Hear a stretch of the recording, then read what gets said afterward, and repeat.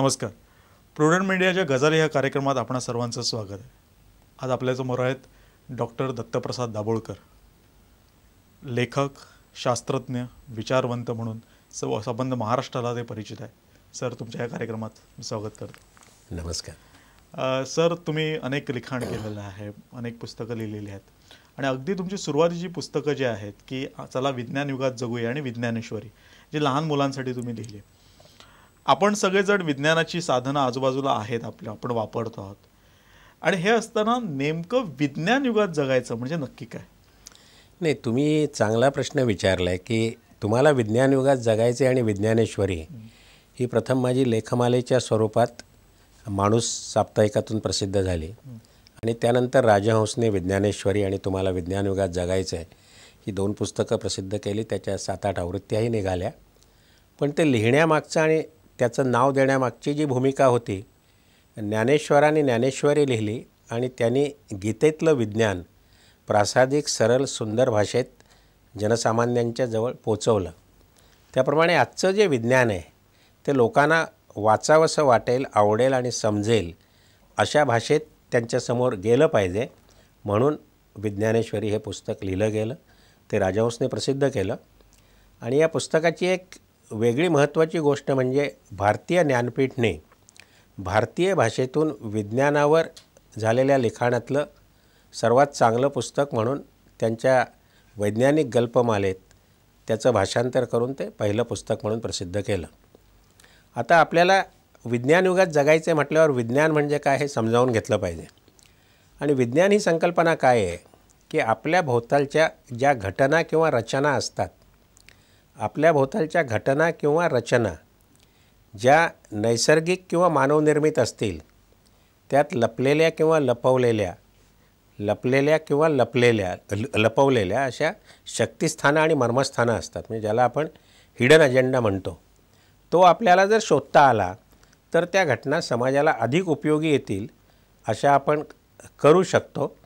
आणि हे जर करायचं असेल, तुम्हाला जर विज्ञान समजावून घ्यायचं असेल तर एक गोष्ट करावी लागते की माणूस प्राण्यांच्याहून वेगळा होऊन जगात आला, कारण माणसाला पहिला अग्नीचा शोध लागला. आणि जेव्हा शोध लागतो तेव्हा माणूस काय करत असतो की माणूस भोवतालच्या घटनांना प्रश्न विचारतो, प्रश्नांची उत्तरं येतात आणि पुन्हा उत्तरांना प्रश्न विचारत ही मालिका सुरू राहते. किंवा वेगळ्या प्रकारे सांगायचं तर एकाच प्रश्नाच्या 2 बाजू समजावून घेतल्या तर त्याला तिसरी बाजू आहे हे तुमच्या लक्षात येतं.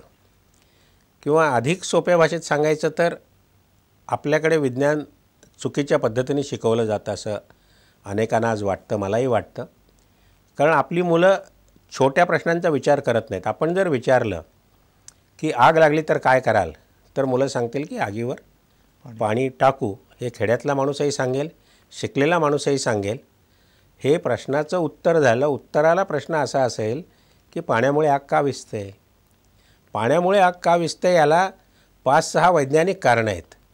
ती जेव्हा तुम्ही समजावून घ्यायला लागता तेव्हा तुम्ही विज्ञान युगात जगायला सक्षम बनता. पाण्यामुळेच आग विझते याचं कारण असं, पाणी टाकल्यावर पाण्याची वाफ होते, ती वाफ ज्वालाग्राही नसते, त्याचं वस्तुमान अधिक असतं, त्यामुळे आगीला पाण्याची वाफ वेढून टाकते, त्यामुळे बाहेरच्या हवेतला प्राणवायू आगीजवळ येत नाही, आगीची रसद तुटते आणि म्हणून आग थांबते. हे एक कारण आहे. पण अशी अनेक कारणं आहेत. आपण जेव्हा पाणी उकळवतो 0 ते 100°C तेव्हा आपण 100 कॅलरी उष्णता देतो. परंतु उकळणाऱ्या पाण्याची वाफ व्हायला त्याच्या 5 पट उष्णता लागते, म्हणजे 500 कॅलरीज उष्णता लागते. म्हणजे ज्यावेळी पाण्याची वाफ होत असते त्यावेळी ती वाफ होण्यासाठी जी उष्णता लागते ती उष्णताही पाणी आगीतून घेत असतं, त्यामुळे आगीचं तापमान कमी होतं. अशी एकापाठोपाठ एक उत्तरांची भेंडोळी सुटत जातात आणि मग माणसाला कळतं की असं जर विचारत गेलो तर माझ्या भोवतालच्या घटना मी अधिक चांगल्या करू शकतो. हे म्हणजे कसं होतं की जर तुम्हाला आगीवर पाणी मारलं की आग विझते, पण ती वस्तुमान वाढतं आणि ती वाफ असते. एका मुलाच्या लक्षात आलं होतं रशियातल्या की त्यात आपण बंदुकीच्या गोळ्याने बंदुकीची दारू घालूया, कारण बंदुकीची दारू हे नाही, ज्वालाग्राही नाही, पण ती प्रचंड तापमानात प्रचंड असे हे देते वायू, त्यामुळे वायू अधिक वाढतील आणि आग लवकर विझेल. त्यामुळे त्यांनी लोकांना न पटणारी गोष्ट केली, त्यांनी पाण्यात बंदुकीची दारू घातली आणि आग लवकर विझली, कारण त्याला आग का विझते हे कळलं होतं. आणि त्यामुळे तुम्ही प्रश्नांना उत्तरांना प्रश्न विचारत गेलात तर भोवतालच्या समाजातले प्रश्न तुम्ही सोडवता, आपलं आणि भोवतालच्या लोकांचं जीवन अधिक सुसह्य करता. हे प्रत्येक वस्तूबद्दल सुद्धा असतं. ही वस्तू अधिक स्वस्त कशी करता येईल किंवा अधिक चांगली कशी करता येईल, तर ही वैज्ञानिक विचारदृष्टी मुलांच्यात रुजणं गरजेचं आहे. आणि ती रुजली तर पुढे होईल. हा विज्ञानेश्वरीच्या मागचा प्रपंच होता. म्हणजे शोध घेणं म्हणजे सतत प्रश्न विचारत राहणं आणि त्याची पाठपुरवठा करणं. तुम्ही श्रीराम इन्स्टिट्यूटचे संचालक होतात आणि तुमच्या हाताखाली अनेकांनी डॉक्टरेट पूर्ण केलेले आहे. आणि हे जर आपल्याला पुढे जायचं असेल तर संशोधन क्षेत्राला पर्याय नाही. आणि संशोधन क्षेत्र आज भारतामध्ये संशोधन क्षेत्राची अवस्था काय, कितपत संशोधन होतं? मी 40 वर्ष आयुष्यातली फक्त भारतातल्या संशोधन क्षेत्रातच काढली. किंवा ज्यावेळी शिक्षण आमचं पुरं झालं त्यावेळी भारतात फारशा नोकऱ्या नव्हत्या, परदेशात फारच चांगली सुसंधी होती. पण अनेक मित्रांना असं वाटलं की ज्यावेळी टिळक आगरकरांच्या काळात खेड्यात जाऊन शाळा चालवणं गरजेचं होतं, त्याप्रमाणे आज माणसांनी वैज्ञानिक होणं गरजेचं आहे. कारण या देशातल्या खेड्यातल्या लोकांचे प्रश्न किंवा छोट्या मोठ्या उद्योगधंद्यांचे प्रश्न सोडवून त्यांना जागतिक दर्जाच्या वस्तू जागतिक किमतीत विकता येतील अशी रचना आपण दिली पाहिजे. आणि त्यानंतर मी 40 वर्ष संशोधन क्षेत्रात काढली आणि मला वाटतं की या देशातल्या संशोधनाची रचना फार चुकली आणि त्यामुळे या देशातल्या संशोधक गेल्या 40-50 वर्षात देशाला फारसं काही देऊ शकले नाहीत. हे माझं ठाम मत आहे. हे मी अनेक वेळा मांडलेलं आहे. आपण पुढे जायचं असेल तर स्वातंत्र्यापूर्वी या देशातल्या शास्त्रज्ञांनी काय केलं हे प्रथम समजावून घेतलं पाहिजे, मग नंतर काय झालं ते आपण समजावून घेऊ. स्वातंत्र्यापूर्वी आपल्याला आश्चर्य वाटेल की त्यावेळी लिमेंचा सारखा एक माणूस जो फक्त BSc होता, कुठल्या तरी खेड्यात शिक्षक होता, पण त्याला वैज्ञानिक प्रयोग करायची इच्छा होती. रसायनशास्त्रातल्या अतिशय कठीण अशा ज्या प्रक्रिया रिॲक्शन्स त्या नव्या कराव्यात असं त्याला वाटलं आणि त्याच्याकडे कुठलीही अशी तापमान कंट्रोल करणारी त्यावेळी यंत्रणा नव्हती. स्टोवसुद्धा साधा नव्हता. शेगडीवरती ऑइल बाथ ठेवून त्यांनी त्या रिॲक्शन्स केल्या. काही नवं मिळाले असं त्यांना वाटलं आणि हे नवं मिळाल्यावरती कुठे प्रसिद्ध करायचं, तर देश स्वतंत्र झालेला नव्हता.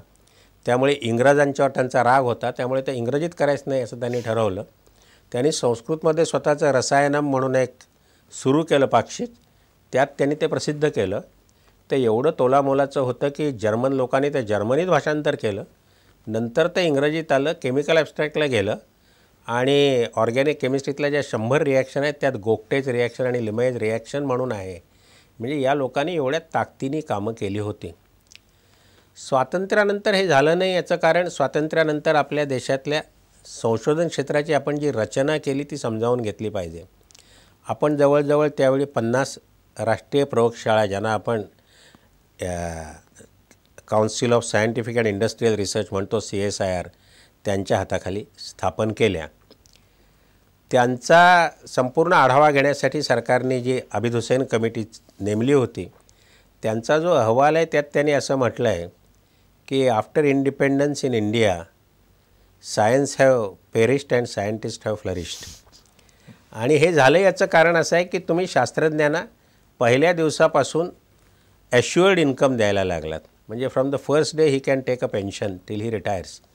आणि विज्ञानात हे सोपं काय आहे की बाकी ठिकाणी तुम्ही माणसांचा आउटपुट पाहू शकता, परंतु शास्त्रज्ञांनी जर वर्षाच्या शेवटी असा अहवाल दिला, series of experiments were conducted, few experiments are highly encouraging and some more experiments are needed, तर त्याला अडवण्यासाठी फार ताकदीचा प्रशासक पाहिजे.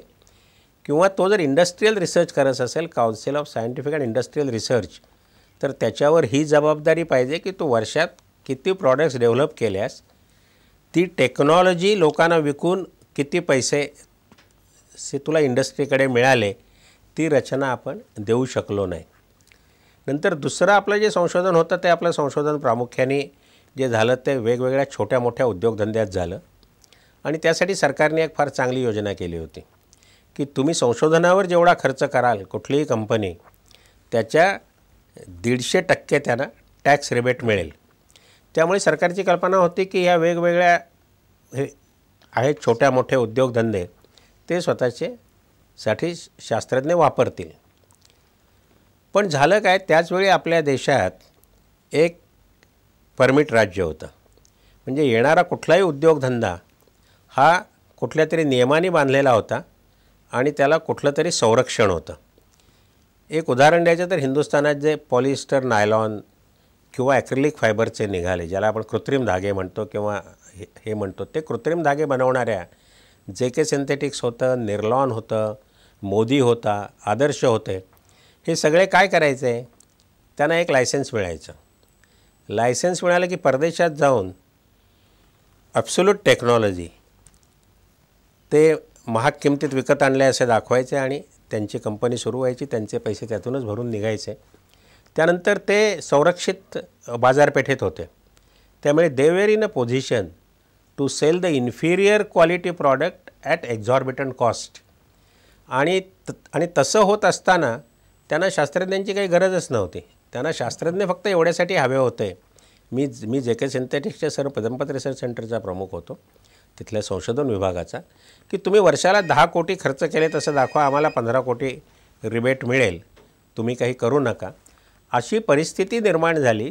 त्यामुळे हे झालं. तुम्ही जर भारतीय उद्योगधंद्यांच्यावर ही अट ठेवली असती, जगातून कुठूनही तंत्रज्ञान आणा आणि जागतिक दर्जाचा पदार्थ तुम्हाला जागतिक किमतीत बनवता आला पाहिजे, कारण हिंदुस्थानातले इनपुट्स कमी आहेत, तर त्यांना प्रत्येक क्षणी शास्त्रज्ञांची मदत घ्यावी लागली असती आणि त्यांना टॅक्स रिबेट मिळालं असतं किंवा नसतं तरी त्यांना वापरावं लागलं असतं.